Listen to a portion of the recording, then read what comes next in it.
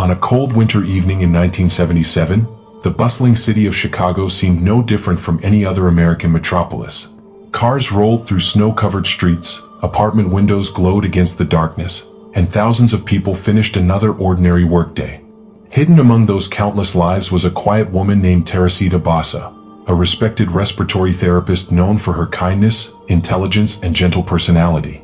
Friends described her as thoughtful, generous, deeply religious, and devoted to helping others. She lived alone in a modest apartment, surrounded by books, family photographs, and keepsakes from her homeland of the Philippines.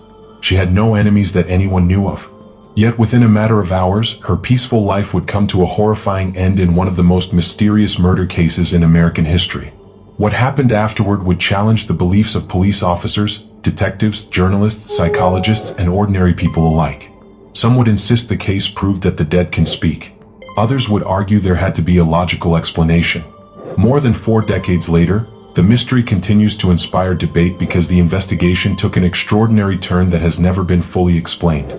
On February 21, 1977, firefighters responded to reports of smoke coming from Teresita Basa's apartment.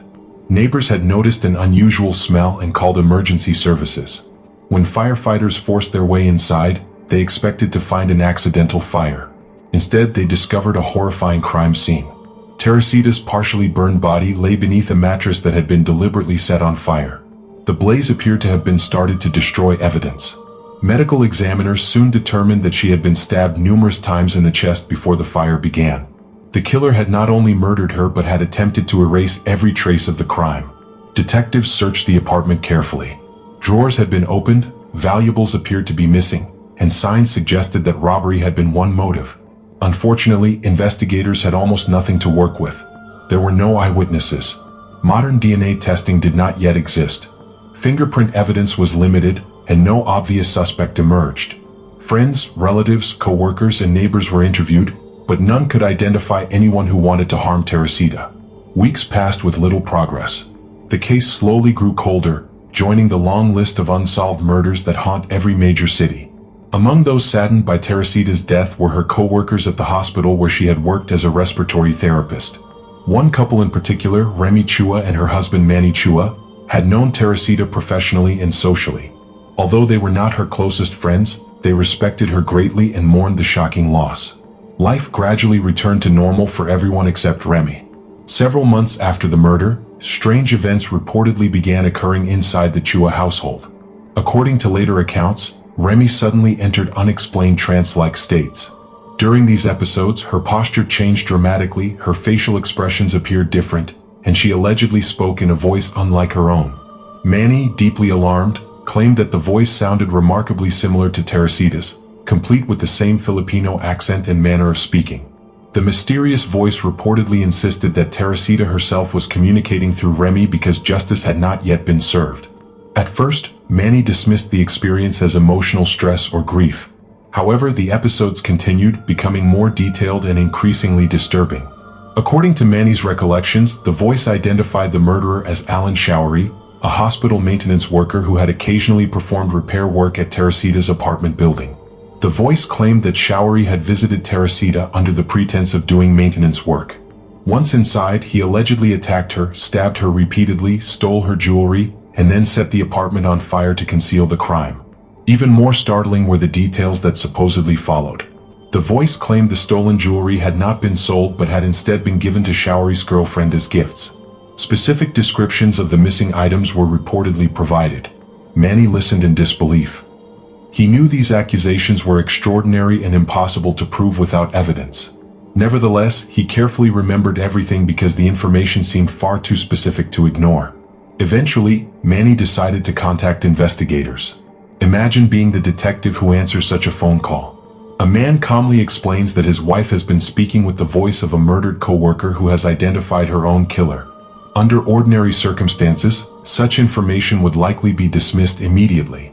Police officers are trained to rely on physical evidence, witness testimony, and forensic science, not supernatural claims. Yet the Teresita Basa investigation had reached a dead end. Detectives had exhausted their obvious leads. With nothing left to lose, they agreed to hear Manny's story. Importantly, investigators did not officially treat the alleged ghost story as evidence. Instead, they treated it as an anonymous tip that might or might not contain useful information. If the accusations proved false, nothing would come of them. If they proved true, perhaps they would finally solve the case.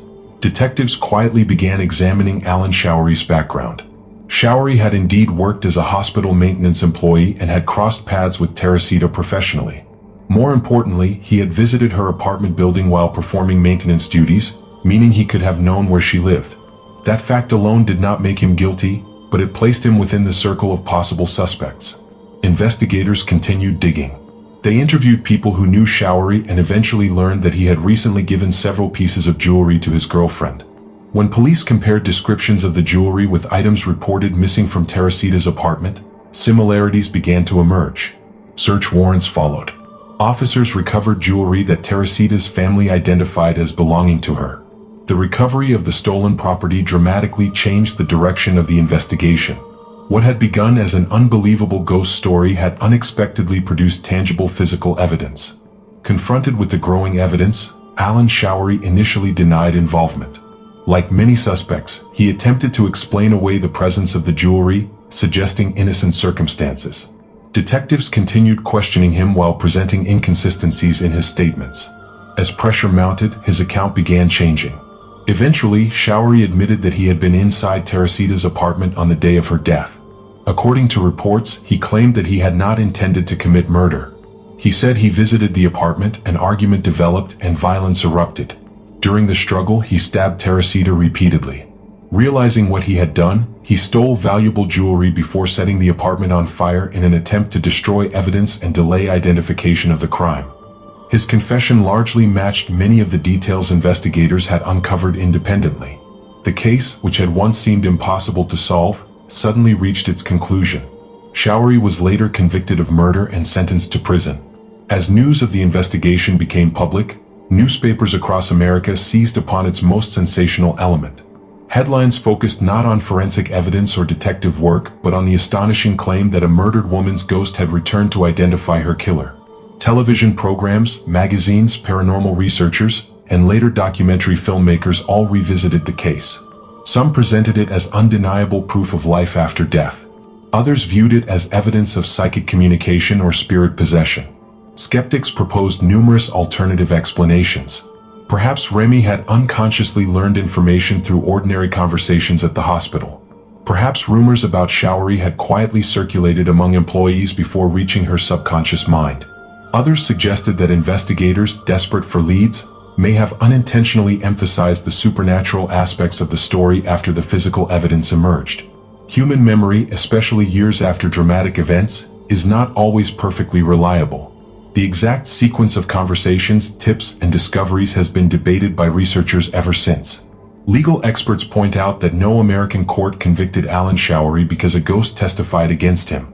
Courts require admissible evidence, not paranormal experiences. Showery's conviction rested upon conventional evidence, including his possession of stolen property, witness testimony, investigative findings, and ultimately his own confession. The alleged ghostly communication simply directed investigators toward a suspect they might otherwise have overlooked. In that sense, even if one completely rejects paranormal explanations, the story remains remarkable because an unusual tip led detectives to evidence they could legally verify. This distinction is often lost in popular retellings, where people sometimes claim that a ghost literally appeared in court or that supernatural testimony alone secured the conviction. That never happened. The criminal justice system relied on physical evidence and confession, not paranormal claims. Believers, however, argue that the timing and accuracy of the information remain difficult to dismiss. They ask how Remy could have known about the jewelry, the suspect's identity, and details of the crime if no one had previously shared them.